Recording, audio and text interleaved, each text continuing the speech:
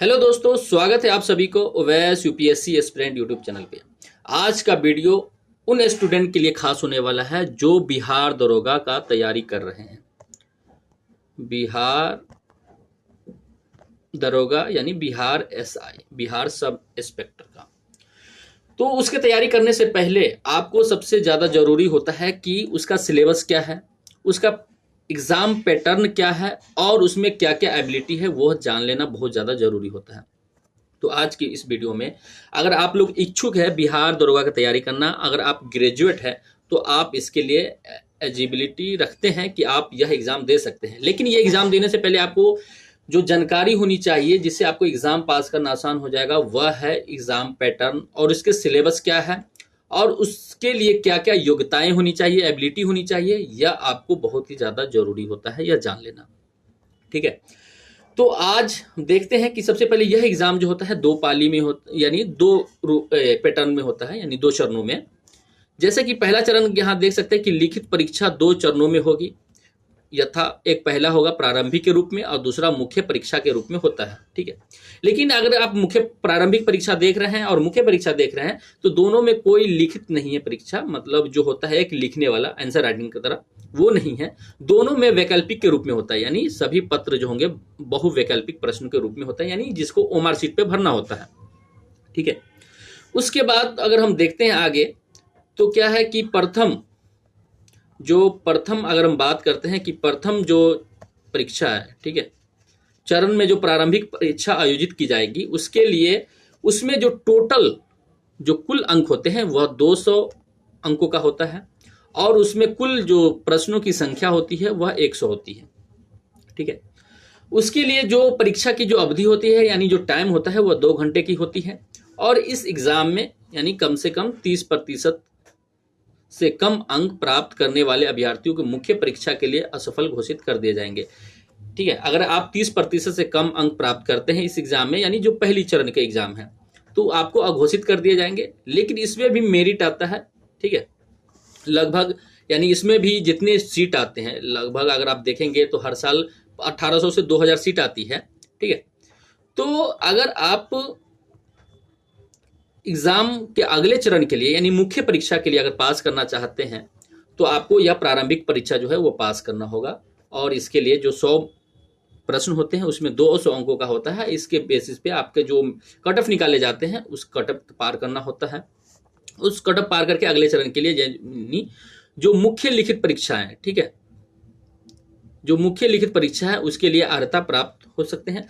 लेकिन इस परीक्षा में क्या है कि जितने सीट होते हैं ना उसमें 20 गुना स्टूडेंट को सफल किया जाता है। ठीक है, ये चीज आपको जानकारी होना बहुत जरूरी है।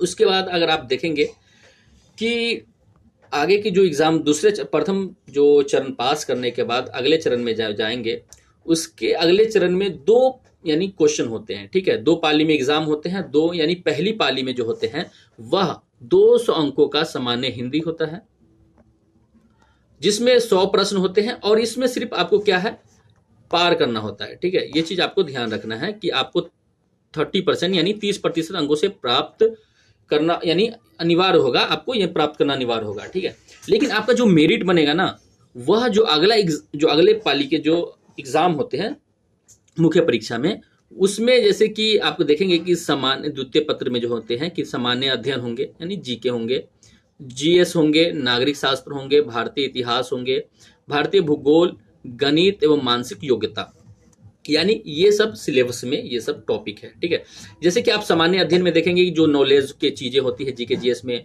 सामान्य विज्ञान में जनरल साइंस में देखेंगे, नागरिक शास्त्र में देखेंगे, भारतीय इतिहास, भारतीय भूगोल और गणित एवं मानसिक योग्यता है।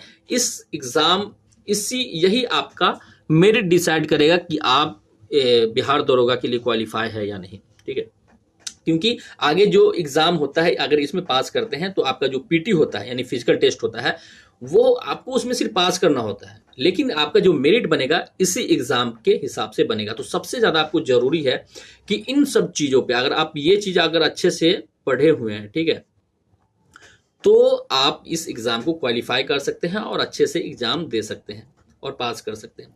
इसके लिए भी क्या है कि कुल जो प्रश्न होते हैं वह 100 होता है और टोटल मार्क्स जो होते हैं वह 200 होता है। इसके लिए क्या है कि 2 घंटे इसके लिए भी समय दिया गया है।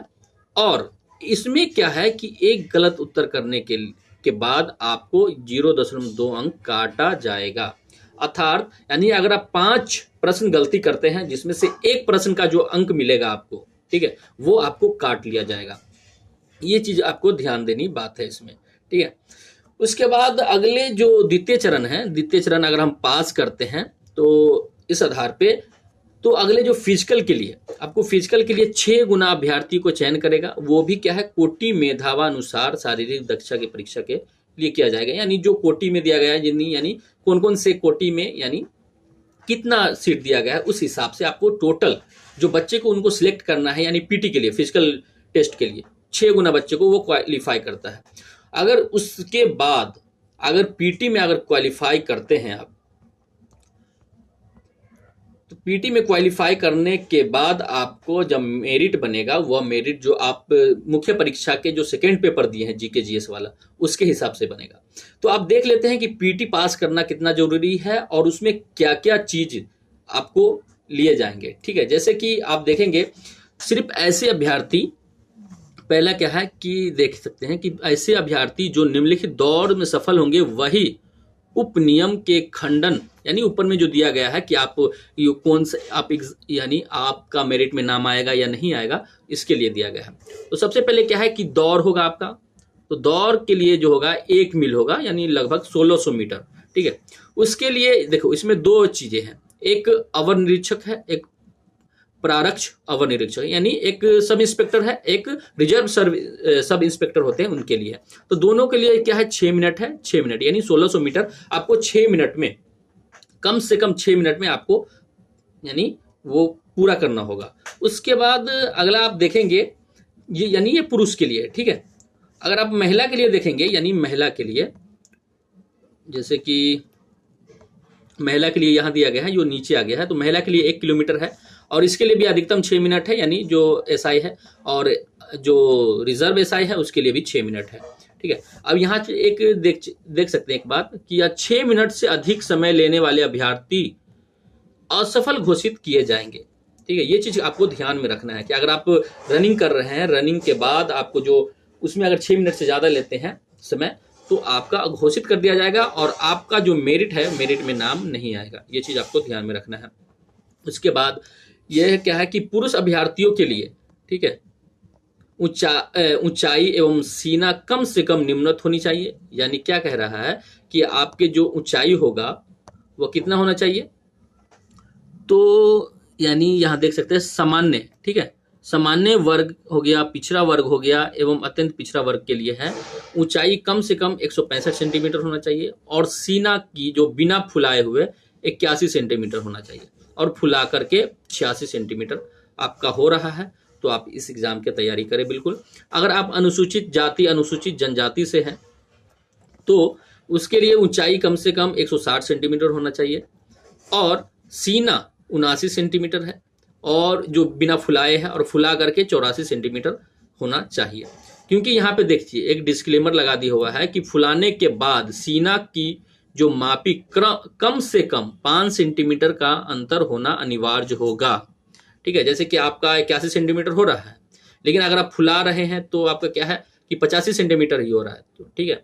तो क्या है कि आपका इन दोनों के बीच का अंतर 5 सेंटीमीटर नहीं हो रहा है, तो आपका असफल घोषित कर दिया जाएगा, ठीक है। ये चीज आपको ध्यान में रखना है।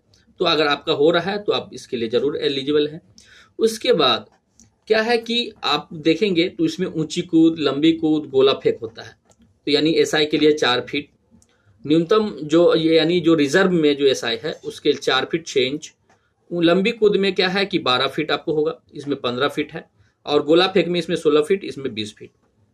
ये चीज आप देख लिए।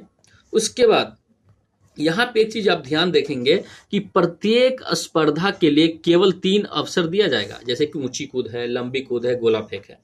अगर ये जैसे कि आप पहली बार फेंक रहे हैं उसमें 4 फीट आप नहीं फेंक पाए, ठीक है, तो क्या है कि आपको एक बार और मौका दिया जाएगा, फिर भी नहीं फेंक पाए, दूसरा तीसरा बार मौका दिया जाएगा। अगर उसमें फेंक देते हैं आप 4 फीट यानी क्या गोला सॉरी ऊंची कूद, अगर हम बात करते हैं ऊंची कूद का, तो अगर ऊंची कूद 4 फीट तीसरी मतलब अगर पार कर जाते हैं 4 फीट तो आपका मतलब आपको उत्तीर्ण घोषित कर दिया जाएगा, आप आगे के लिए मतलब पास हो जाएंगे, ठीक है।